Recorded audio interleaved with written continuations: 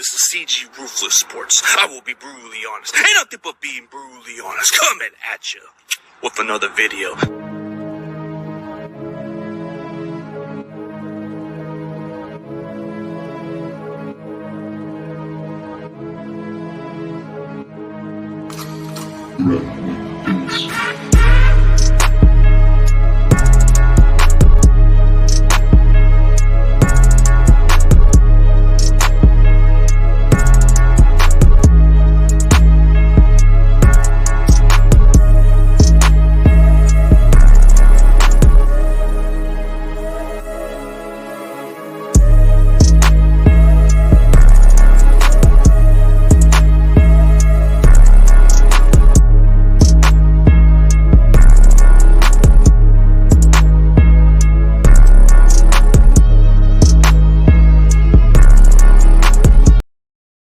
Ladies and gentlemen, please welcome Spitz389. What's up, bro? What's good? What's good? What's good? Tell everybody where they can find you on social media platform. All right, my name is Spitz. I do weekly and daily videos on YouTube. You can find me at Spitz389 on YouTube, or you can find me on Instagram and Twitter at Spitz389_. That's Spitz SPITZ 389 _ on Twitter and Instagram. And then, like I said, that's also my YouTube channel is Spitz389 SPITZ 389. I do weekly videos, live streams. I also do pre-record videos. I cover football, basketball, mostly Houston Texans. And when it comes to basketball, mostly the Orlando Magic. Those are my two favorite teams. But I do other stuff as well. I cover other teams as well. But those are like the two teams I cover the most. That's good to know, man. So what made you into Houston Texans fan to begin with when they first started it off in 2002? Well, it's kind of a weird thing. It's kind of a weird thing. I don't know if you remember, but I think it was Madden 2002. The Houston Texans were on the game, but they weren't a real team yet. Like they actually haven't played because Madden comes out a year before. They haven't really played a game yet. So when you start off the season, with any old team like the 49ers, the Cowboys, the Raiders, whatever. You start off any team you ever choose, and then once you get to the end of the season, they put you into basically build the Houston Texans since it was an expansion team coming in. So I started doing that, started building the Houston Texans, and then when the team actually played, I want to live in Texas. I'm 45 minutes away from the city of Houston. I'm 45 minutes outside the city of Houston. So since it's a new franchise close by, they are on my local news station all the time. You just kind of just roll with it, and you just develop a love for the team. So that's really how I became a Houston Texan fan. Oh, that's interesting, man. Speaking of the Houston Texans, there was this one guy that played at Fresno State by the name of David Carr, man. That was one of your guys' first draft picks, and he happens to be one of the locals out here. So, what was it like just to watch that kid play at one point? See, I'm one of the rare Texan fans that does not hate David Carr. I actually defend David Carr on a lot of stuff he did because I think David Carr really was put in a bad situation with the expansion draft, the expansion team.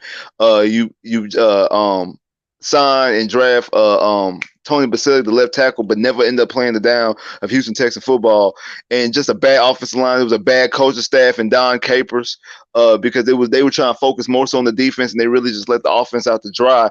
And around the time when we hired Gary Kubiak and we draft Andre Johnson, and you start bringing in a couple people Jabbar Gaffney came out the same year, but you bring in Dominic Davis, you get Billy Miller, Corey Bradford, some other type of weapons for David Carr. It was a little bit too late, and the writing was on the wall. I think he lost some of his confidence. Remember, his rookie year, he set the NFL record for getting sacked the most times. I think it was 73, 74 sacks in one season. So when you talk about stuff like that, that kind of puts him behind the eight ball a little bit. And that's the reason why a lot of people, like a lot of fans, can't stand David Carr. I'm one of the rare people who actually doesn't hate David Carr. I actually prefer David Carr over Matt Schaub. Matt Schaub was a really quarterback that I think that got a little bit too much love, and I think that he was put in a better situation because he had Andre Johnson, he had Gary Kubiak as his head coach, had y'all head coach Kyle Shanahan as his offensive coordinator, who I feel is one of the best offensive coordinators. Period. I love Kyle Shanahan as offensive coordinator.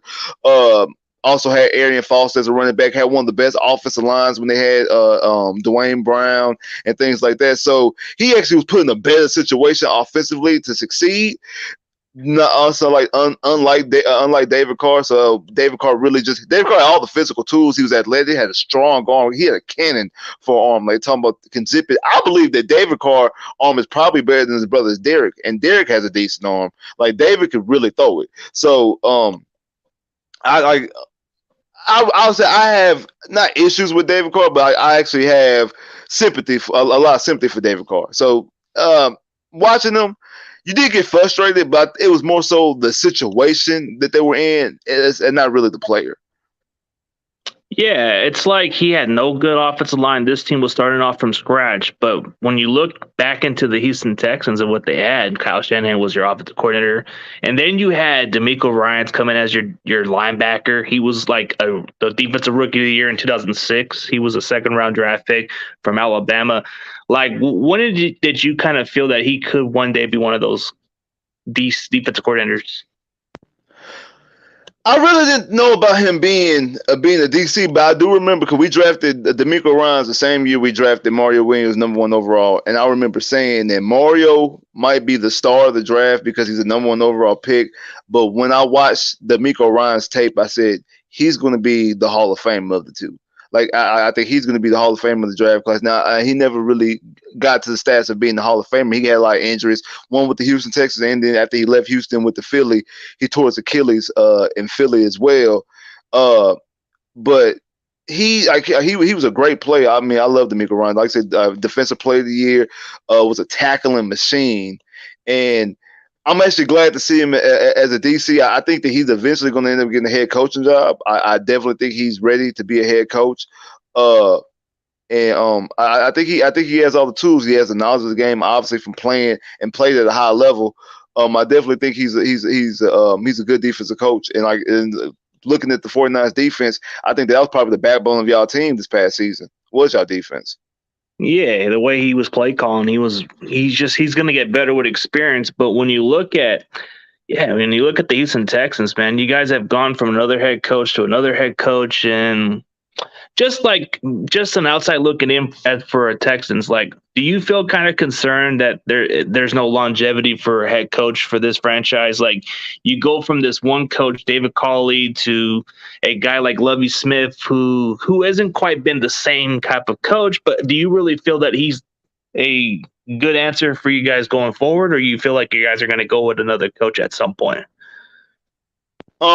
Financially, they can't do it. I mean, because they're still paying Bill O'Brien, and will be paying Bill O'Brien for the next 2 seasons. They're going to be paying David Culley because David Culley signed a 5-year deal, only coached 1 year.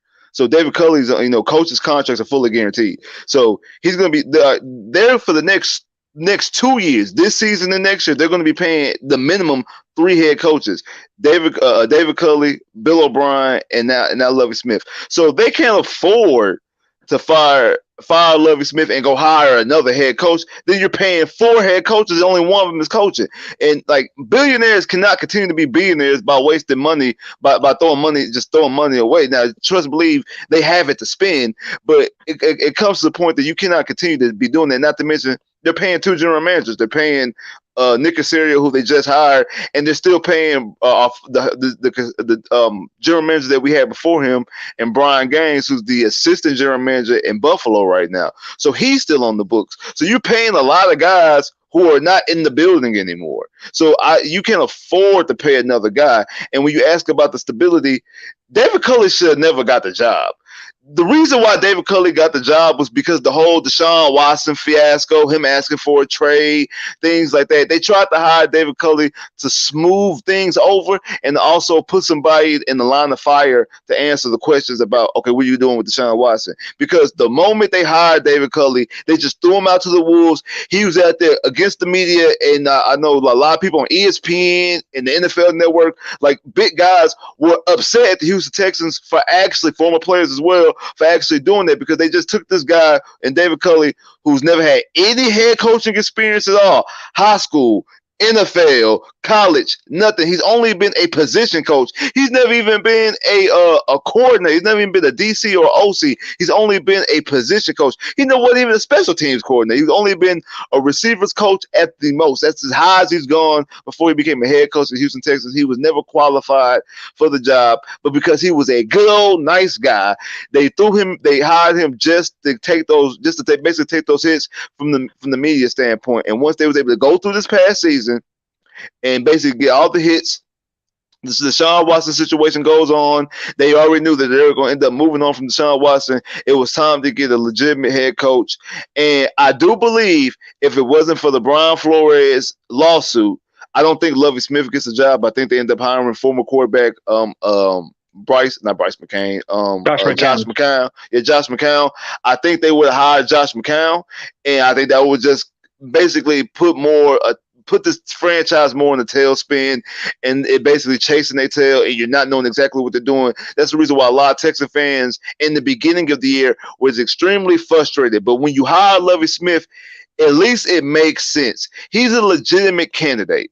Even if he wasn't on people's big board, he's a former head coach, led a team to a Super Bowl in Chicago, led another team in Chicago to the NFC Championship game when they ended up losing to Aaron Rodgers when Jay Cutler got hurt and was riding the bike in the second half. So he has actual credentials. He's actually qualified as a good defensive coordinator, normally has good defense. He's a guy who's actually qualified, so it makes sense. So when they hired Lovie Smith, it started changing the tide a little bit. It kind of put things over like, okay, now they're doing things that at the very least make sense, because David Culley, having Tyrod Taylor doing this thing with Tyrod Taylor and Davis Mills, this yo-yo playing back and forth, potentially hiring Josh McCown, the guy that we have as our VP President of Operations, who's a chaplain in can't think of his name, Jack Easterby. This team for the last 2 to 3 years have done a lot of things that have not made sense. When they hired Lovie Smith, it was the first thing in a long time that you look at and be like, damn, that makes sense. It actually makes sense. So because they've done that, it kind of changed the tide and kind of changed fans' perspective on the team going forward. Yeah, I thought of it at first when I seen that hiring for Lovie Smith when it was going on with the Deshaun Watson and the Brian Flores lawsuit. I was thinking, is this conspiracy? Is this like a way for them to cover themselves from being racist? Like, I don't want to make it sound like hypothetically, but when they hired Lovie Smith, it seemed like they were forced to in some way. Do you kind of agree in that way? I definitely think they were forced to. If it wasn't from Roger Goodell sent out a letter, like when the Brian Flores situation happened, Roger Goodell sent out a letter to all 32 teams. All the teams in the NFL got the same exact letter. He sent out a mass letter basically saying, hey, like, even the teams who have head coaches, get your stuff together. We got to clean this stuff up. This is not a good look for the NFL if this happens to be the case. Remember, you're on the heels of the John Gruden situation as well. You're on the heels of the Snyder situation going on with Washington. Like, it's a lot of things. The NFL doesn't need all these unnecessary scandals. Deshaun Watson, his scandal himself. Like, you don't need all these unnecessary scandals. So basically, get your stuff together. And I think that they kind of will, okay, you know what, maybe this today, right now, might not be the best move to go hire Josh McCown, a guy. Well, I talk about David Culley. At least David Culley has coached. Josh McCown has zero coaching experience on any level. He has none. His only coaching experience is helping, part-time, assisting the high school football team where his son played quarterback at.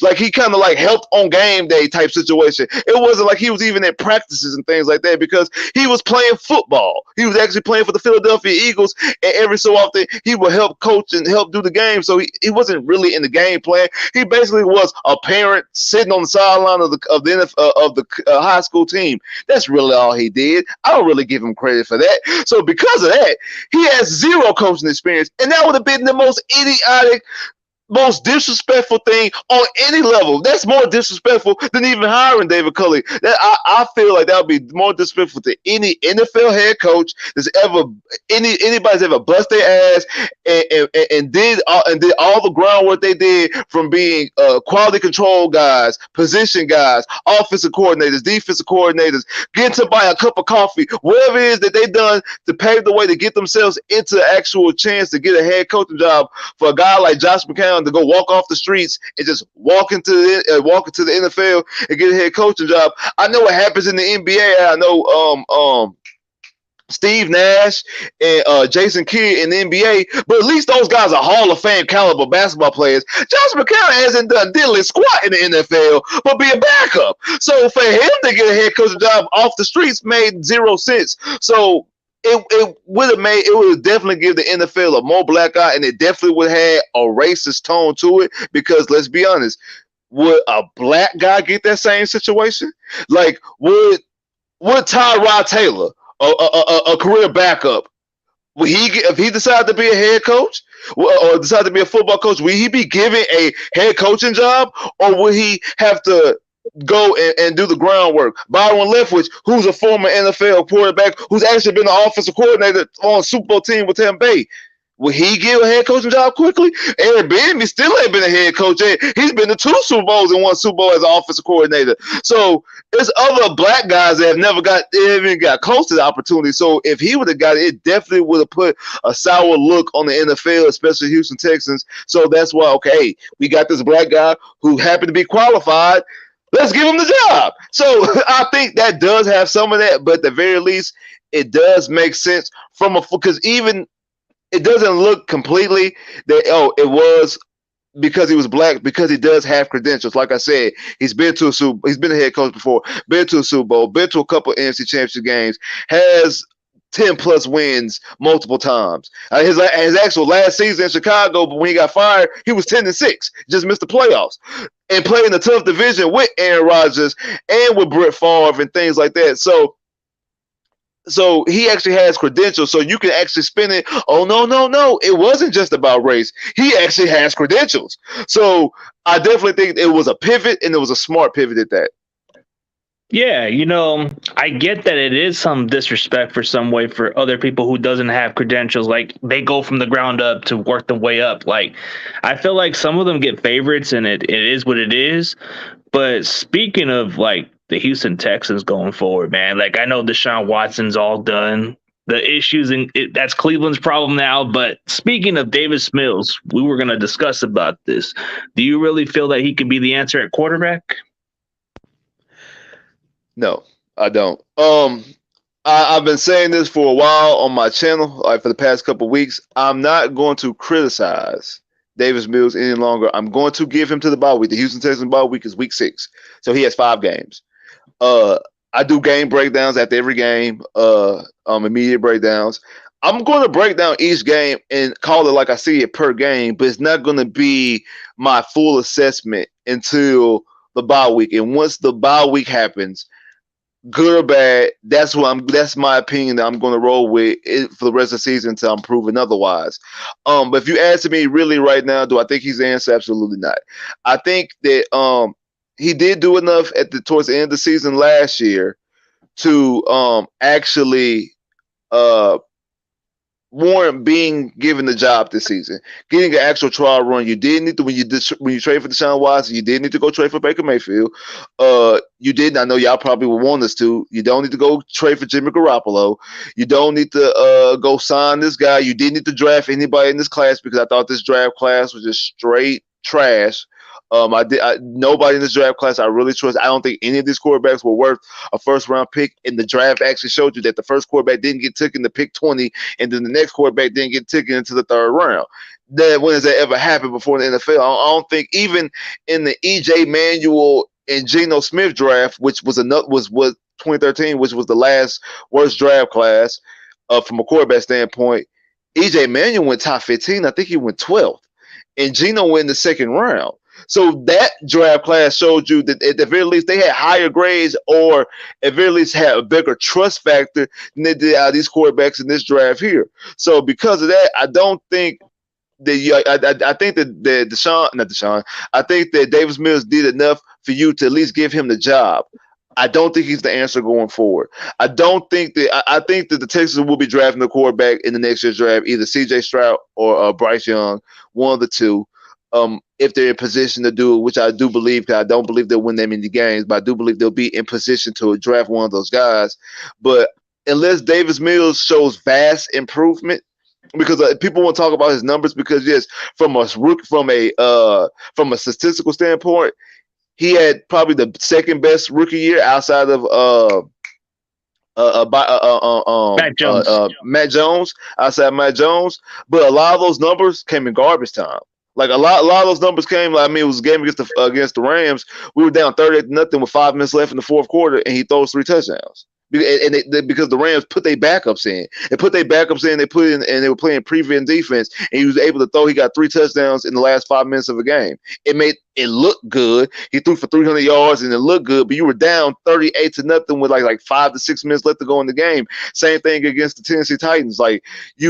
It was games that he put up a lot of garbage time stats. Now the game against the Patriots, that was a good game he played against. Also the game against the Chargers when we beat the Chargers. Both of those games he actually played well throughout the whole game, but majority of his numbers come in garbage time.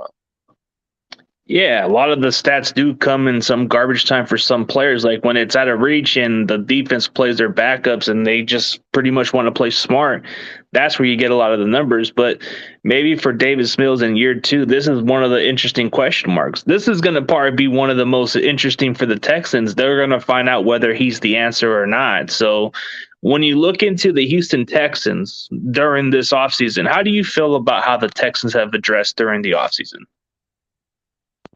Through the offseason, like you talk about free agency, it's more so, man. Yeah. They really didn't do anything, and I think it's more so they're trying to. They're right now. I believe the Texans are in year 1 of a rebuild. I don't think last year, even though we only won 4 games, don't think last year was a rebuild. I think it was like year -1. Like I don't think it was actually. I think this right here is going to be year 1 of the actual rebuild. You started to get draft capital for Deshaun Watson. You moved on from him. You were able to get draft capital. I think this year they're going to use it to evaluate and to scout the players on the team, and then the guys that you just recently drafted, try to get them progress, try to get them grow to be better players and things like that.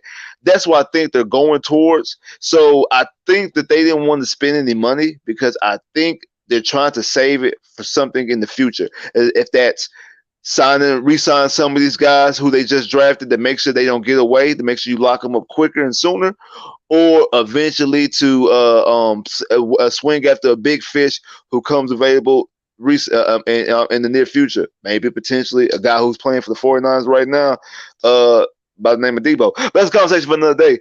But something of those lines eventually to possibly get some credit. And so I don't think that they went after anybody. Well, they didn't go after anybody, and I think that was by design. I think that they're probably not going to go after anybody this year, and probably won't go after anybody of note next year. I think in 2024 is probably when they'll probably try to start spending some money. But the way they're going to attack free agency, I think they're just going to basically keep the train moving. Okay, so yeah, you guys weren't going splashy with all these signings, but when you look into the draft, how'd you feel about the Texans draft overall? Amazing. I think my official grade after the draft might have been an A. Maybe an A-. I have really no complaints when it comes to the draft. I haven't bought a Texan jersey since since 2018. Yeah, 2018 was the last time I bought a Texans jersey. And I said before the draft, I said if the Texans if the Texans walk away with either Derek Stingley Jr., Sauce Gardner, or Kyle Hamilton, if they draft one of those guys, I'm going to get a Texans jersey. And they did. They drafted Stingley, number one, who I think. I had Sauce rated as the better corner. I'm a former corner myself. I just like the way the Sauce plays. Sauce plays the type of style of football that I liked. But Derek Stingley is tremendous when it comes to talent. Like, he has all the physical gifts, the speed, the awareness, the way he gets his head around, the knowledge of where the ball is, the way to locate the ball, and then it's to the point that he even plays and toys with both the quarterback and the receiver. He allows them to think that they're open. He shoots in like a rocket. Now that can get you caught up, because if you mistime it, you mistime it, that could be a touchdown the other way, but or it could be a touchdown your way. But even still, just the talent that he has, you can't teach it. I was very high on Kyle Hamilton. Kyle Hamilton was my number one rated player on the board. I think he's a unicorn when it comes to the safety position. And the Texans had the opportunity to draft him, but they traded back and drafted the offensive lineman out of Texas A&M, Kenyon Green, which I think, in retrospect, it was a smart decision, because you do need to get help on the offensive line, and they end up drafting a safety in the second round, and Jalen Petrie out of Baylor, who I really like as well. And that's one of my biggest. I've been hollering about the Texans secondary since 2017, since we let AJ Bouye walk away and go to Jacksonville. I've been talking about the secondary damn near every video, if not every other video. Been talking about the Houston Texans secondary. So I was happy that they targeted the secondary with a first and a second round pick. Then you also get a guy receiver and John Metchie out of Alabama. Then you draft the linebacker Christian Harris out of Alabama as well. I just like the draft. He targeted every level of when it comes to the team. The only thing that he didn't get was a punter, a kicker, and a quarterback. He got somebody on the offensive line. He got somebody on the defensive line. He got somebody in the linebacker core. He got somebody as a running back. He got a receiver. He got a tight end. He got another offensive lineman, and then end up got a safety in the corner. Now, we all know everybody's not going to make the team, and everybody's not going to be a star player. But I do think, at the very least, I think he got 3 to 4 starters at the very least, and a couple of rotational pieces. So I think if you get quality starters, if you get multiple quality starters, if you get 3 to more quality starters, and then one of those starters end up being a superstar caliber player, if you get that every draft, you hit every draft. Because a lot of times that you go back and look, I'm pretty sure as a 49 fan, you could do that too. You could look at a draft just 3, 4, 5 years ago and be like, damn, we don't even have anybody off this draft class on this team anymore. Or like sometimes draft classes do not age well. So if you really can get quality starters and happen to hit a superstar, or at the very least a star player out of those quality starters, you hit every draft, and that's really all you got to ask for. Yeah, a lot of the draft class, it can determine on what kind of talent you do have. And out of all the draft classes that the Niners have had in the previous years, they've either done well in the late rounds. So it's like when we get these guys in the early rounds, so outside of Nick Bosa and Deebo Samuel, we haven't done well with getting these top talents. Like, you could say Ayuk is up and coming. He's kind of reaching the surface now. But when you look at the 49ers draft recent history under this regime, they've always looked at the talent really in the late rounds. You get a George Kittle in the 5th round, which people had him as a blocky tight end. So he wasn't like, nobody didn't know what to expect out of him. So he was a 5th round guy. Then you get a guy like Dre Greenlaw in the 5th round, who becomes one of your clutch tacklers. Then you get a Fred Warner in the 3rd round that nobody thought, they didn't see much about him. And he was a hybrid player. And then you get some other quality players. I think there's a guy that's going to be on the brink to breaking out this year. Tolano Hufanga, I'm hearing a lot of buzz about him. He's kind of flying out, even though he's not the fastest guy, but he's got the intelligence, the instincts, and that's what you want in a football player. You want a guy who can read the coverages and all that stuff. So he might be one of the guys, and he's a 5th round pick. And then you get a lot of these other quality players. And the running backs, I think when it comes to this regime, we've always looked for running backs in the late rounds, and they always look to be those breakaways, like those studs that break out and all that stuff. So when I look at the Niners, their draft in the early rounds is kind of like 50-50 because they're not like all guaranteed talent. Like Javon Kinlaw to me is probably one of the biggest question marks because of his knee. But if he proves it this year, then he might have silenced the doubters for this year. I agree. Like the 49ers do, like I said, you do like good. Right? I was real high on Brandon Ayuk coming out. I'm gonna be honest with you. I did not know who George Kittle was until y'all drafted George Kittle. And then when he plays, Kittle's is he's just he's a beast. I have him on my fantasy team this past year. Like Kittle's is a beast, and I would love to have a tight end like Kittle. Like George Kittle is one of those decent tight ends that you would love to have. Yeah, especially when nobody didn't know who he was. Especially me, I didn't know too much about him. All I knew he was just a blocking tight end from Iowa, and then who would have knew this guy would have turned out to be what he was. And then you look at the current of the Houston Texans tight end situation. Like you guys, like how do you feel about your tight end depth? Well, we don't have any. Like our tight end right now. We re-signed the guy named Farrell Brown who played the last 2 seasons. Who can block. He's supposed to be a blocking tight end, but he whiffs on blocks a lot.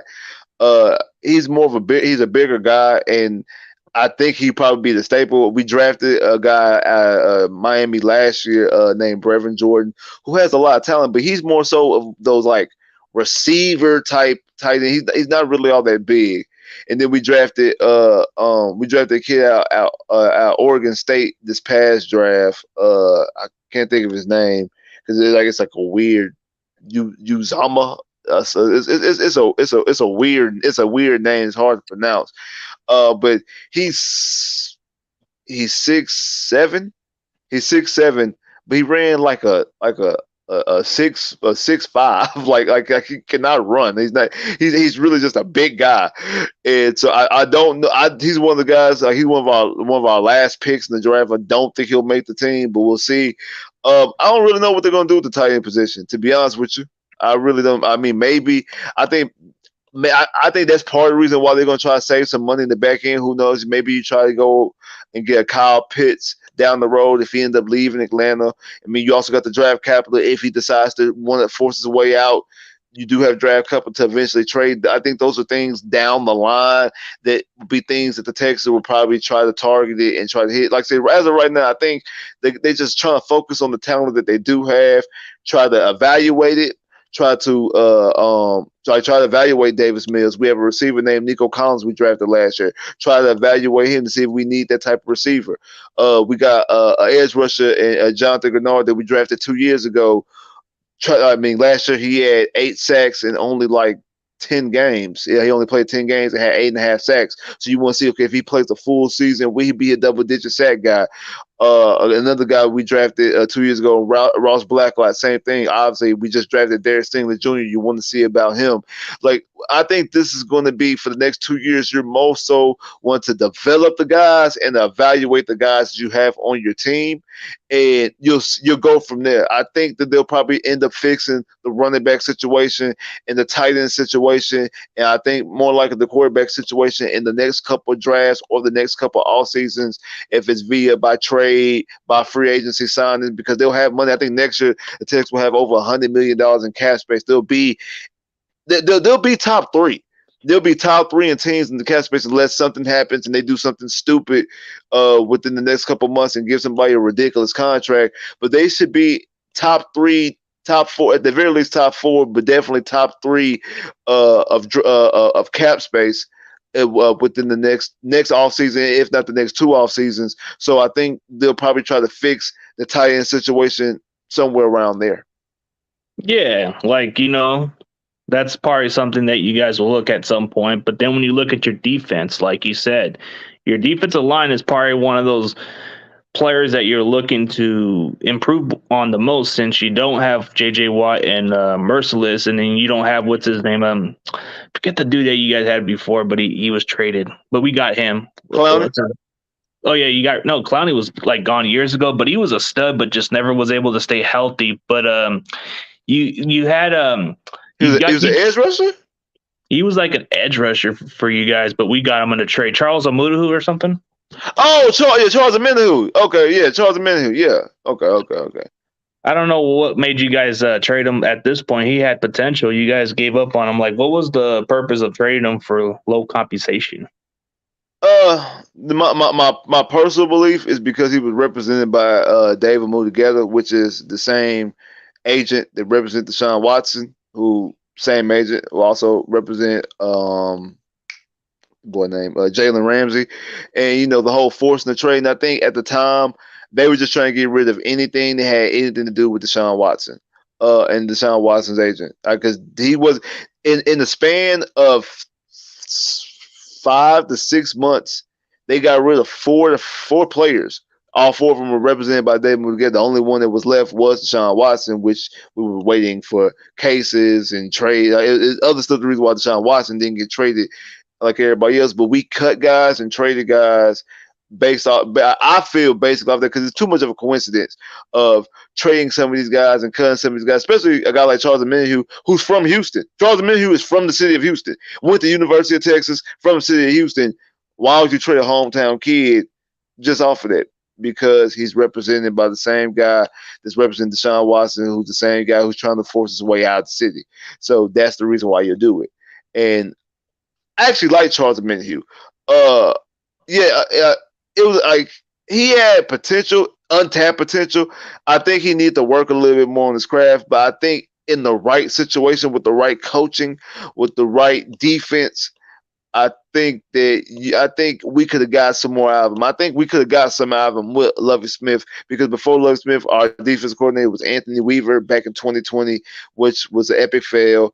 And then before that, you had Romeo Canal, we call him Rack, used to be defensive coordinator of the Patriots. I just think the game just passed Rack by. I don't think it wasn't fit for him. Just like when Dick LeBeau left Pittsburgh and went to the Tennessee Titans and become their DC, the game just passed those guys by. Like it's just time to hang. It's just time to hang it up. The game has passed you by. You don't need to be coaching anymore. And I think that was a situation when it came to Rack. And I think because of those two situations, you didn't get the best out of Charles Amenahu. I think you would have got a better evaluation out of Charles Amenahu, especially in a defense like Lovie Smith, where they play a 4-3, because both Anthony Weaver and Romeo Canal were playing 3-4 defenses. They're playing three fronts for 4 linebackers. We play a 4-3 now, which we've been trying to get the Texans to go back to for the past, I'll say, 6 years, 7 years, ever since we drafted Clowney at the very least. The moment you drafted Clowney, you should have went to a 4-3, because Clowney did not fit a 3-4 defense. You should have went to a 4-3. You would have got the maximum amount of Clowney if you would have played a 4-3, but they didn't do it. So that would be 2014. So yeah. So almost 10 years now. We've been begging for them to go to a 4-3, and they finally did when they hired Lovie Smith. Yeah, 4-3 is kind of like it kind of fits for certain skill sets, but now you guys are looking to build up a younger talent and your defense and all that. So speaking of this one player that you were mentioning about, I guess Jalen Petrie, I guess what I heard about Jalen Petrie is his versatility. Like, he can play safety, which is his position that he's playing, and maybe some slot corner, which is like his role that you expect Houston to use him as. I think in Lovey's defense, I think they're going to try to use him as a roaming safety. He's going to roam around. I think he's going to play in the box. He's going to play a little free safety. I think that he's going to probably – I don't know if he's going to play slot. Maybe depending on the packages, maybe depends on the matchups, things like that. Because sometimes those things will dictate if they have a specific type of corner. I mean, a specific type of receiver, specific type of quarterback you might want to change, because it might benefit you to do it this way this game. But for the most part, I think he's going to be a roaming safety. Might play some sub linebacker in some packages. He said himself that he likes to play around the ball and play close to the line of scrimmage. Yeah, he is a very versatile guy. And the Texans' safety situation was going into this draft was horrendous. That's why I believe the safety actually was the biggest need. Part of the reason why was the game in December when we came out there to San Fran, and the way that Trey Lance tore up once Trey Lance seen how that middle was wide open in the second half, Trey Lance tore the Texans up.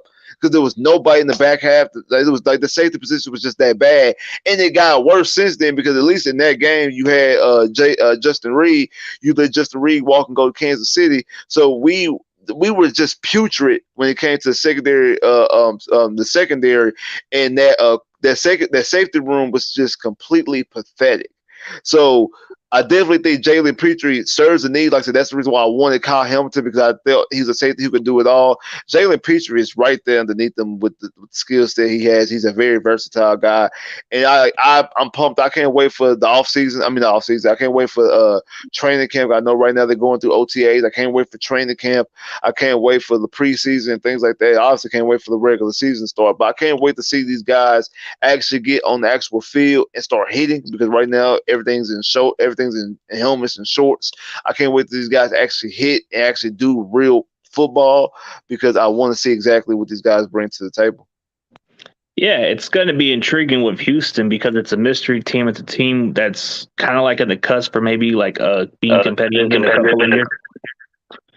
And as long as you guys build a young talent and build it up slowly, then you guys will be solid. But it takes time because of the coaching and a lot of the culture that you guys are establishing. So maybe in no time, as soon as you guys find an actual replacement for Lovie Smith, I think Lovie Smith is part of the stopgap until you guys eventually start, because it's a foundation, because he's a proven head coach. He's been around and he's been very proven wherever he's been.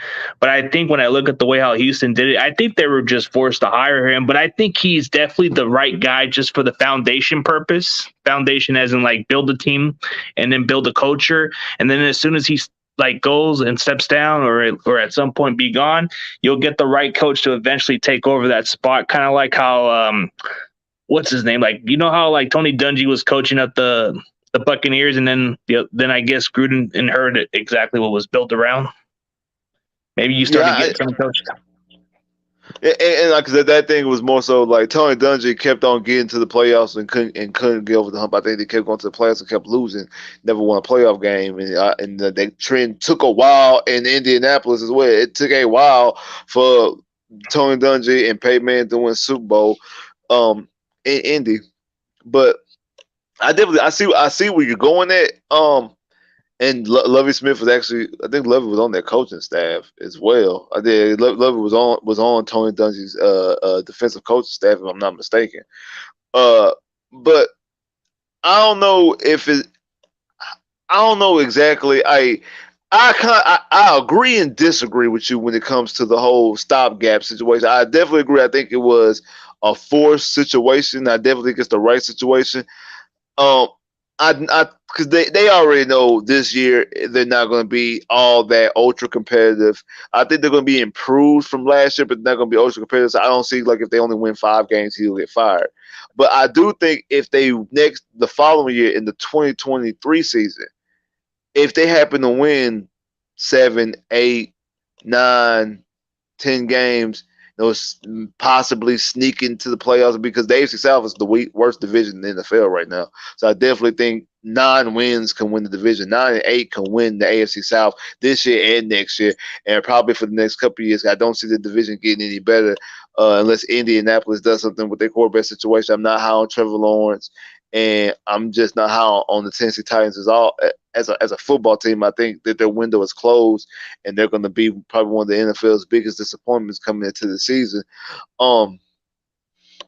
But I do think this division is ultra weak. So I do think it is a way for this somebody like the Texans, like Jacksonville, to sneak into the playoffs 2 years from now. And if they do that, I don't see them getting rid of Lovie. And it could be a situation. It could be a situation where it'll take a while for them to get rid of Lovie. And but who knows? Like I said, by that time, they might either develop Davis Mills to be a quarterback, draft a quarterback, and develop him. And you got all these other studs, and maybe this job is enticing to somebody else, like a Byron Leftwich or somebody of that nature. Who knows? Maybe D'Amico Ryans come back home. I don't know. Like something like that to actually to take over. I do think that eventually when the Texans get to where they want to go, I don't think Lovie Smith will be the head coach. Like, if the Texans eventually go to multiple AFC Championship games, go to AFC Championship games, even end up going to the Super Bowl, I don't think that Lovie will be the guy like 4 to 5 years from now, but we'll see. Yeah, for sure. So let me ask you at least one more question before we end on a high note. So let's go by prediction, like you said. Like, do you think your team's gonna win like more than 5 or 6 games? But do you really think that's gonna get Lovie Smith out of a job or no?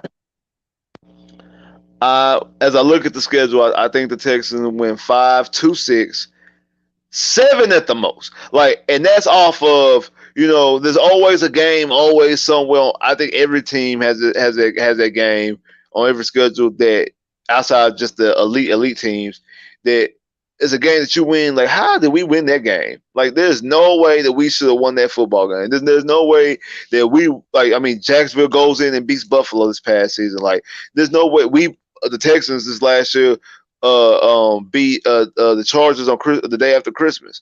Like, there's no there's no way for you to win this game. It's just like I said, good teams always have that game where they shouldn't have lost, but end up losing it to somebody.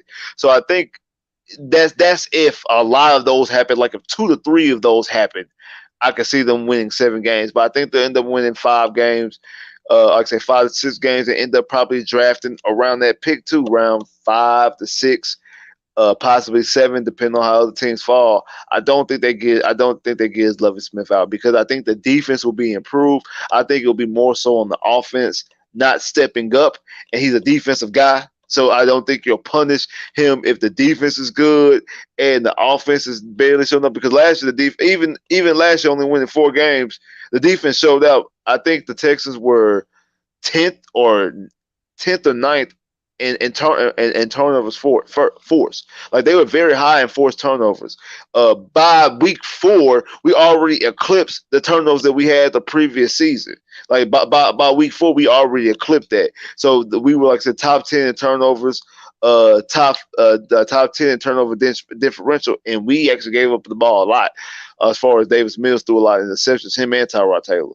So to be top 10 in both categories shows the improvement. I know that doesn't tell all. And I think total defense, I think we were 31st in total yards given up. But again, that's more so on we had so many. We also led the NFL in 3 and outs, or second in the NFL in 3 and outs as far as offense. 3 and outs the offense has. So the defense is constantly on the field, constantly giving up drives, constantly on the field. So, I mean, you can't play defense that way.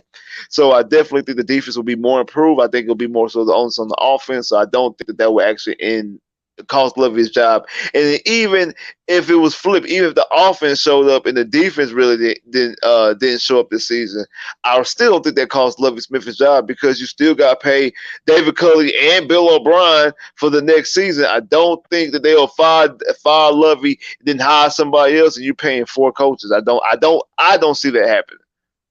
Yeah, that would make no sense to do that. But knowing how this situation is going, it's kind of like kind of iffy with Houston, because it was kind of like at first you were forced to hire somebody when you had some interest of somebody, but then you kind of made a good argument about how Josh McCown doesn't qualify, but it would be like a slap in the face just to hire somebody with no coaching experience, but his only credential is playing at the NFL level. That's it. That's kind of like putting John Lynch at the front office when he had no experience and he was just playing safety. But I think as he starts to get the experience, maybe it's exceptional because he was a student of the game, but I thought maybe he could have just worked his way up there. But it was kind of like one of those iffy kind of mystery hires that we got. I agree. For sure, man. So before we end this on a high note, man, I'm going to give you a solo intro. And yeah, man, looking forward. Maybe down the road we can definitely collaborate, man. All right, man. Appreciate you reaching out to me. I know I've seen you a couple times in my live stream. I appreciate you every time you come onto my live stream as well. I appreciate the platform, talking to some of y'all 49 fans out there, seeing how y'all doing on the West Coast. Like, I am from Texas. If you can't tell by the way I talk, I am from the state of Texas. Like I said, huge Texan fan, huge sport fan in general. Like I said, if y'all looking for me, y'all can find me on YouTube, Spitz389. Like I said, I go live weekly every Friday. Actually, I do weekly Fridays. I also do pre-recorded videos as well. I cover football, cover basketball, cover the draft, things like that. Especially going to do something big for the NBA draft coming up if you're a basketball fan. I cover mostly the Houston Texans because that's my favorite team. I also cover mostly the Orlando Magic because that's my favorite basketball team. But I'm going to be doing other things as well, covering other teams, especially like the AFC West. I'm definitely going to be extremely covering the AFC West. I'm going to do weekly segments about divisions, NFL divisions. So I'm going to be going through each NFL division throughout the week, especially during the NFL season. I'll probably start around preseason time, but definitely going to be doing it throughout the NFL season as well. Like I said, y'all can find me on YouTube. That's Spitz389, SPITZ389 on YouTube.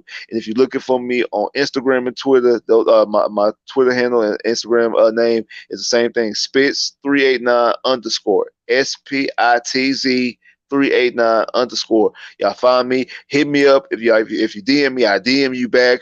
Like I say, if you reply my message, I reply back. So definitely, you definitely get a chance to talk to me on there on Instagram and Twitter, also on YouTube as well. So definitely come out there and support. And like I said, just come out there and support the channel. Yeah, man, it was a great collaboration, man. Enjoy your little conversation. And dude, I just needed somebody to go with the Texans talk, and you definitely have your spot on what you're saying, dude. Definitely looking forward to it. And for all my audience, man, if you want to go check out another content creator, Spitz has got a good channel, man. Like, he does basketball, but he does it for the Orlando Magics, and he does the Texans. There's a lot of great content creators, and I'll say he's definitely up there, like a solid one that I enjoy the most. So you guys should go check out Spitz, man. Cool dude. Looking forward to it, man. But we'll definitely catch up maybe down the season or something if you want to mix up topics, man. But as always, cool. Yeah, for sure, man. As always, CG Ruthless Sports and Spitz is out, and catch y'all later.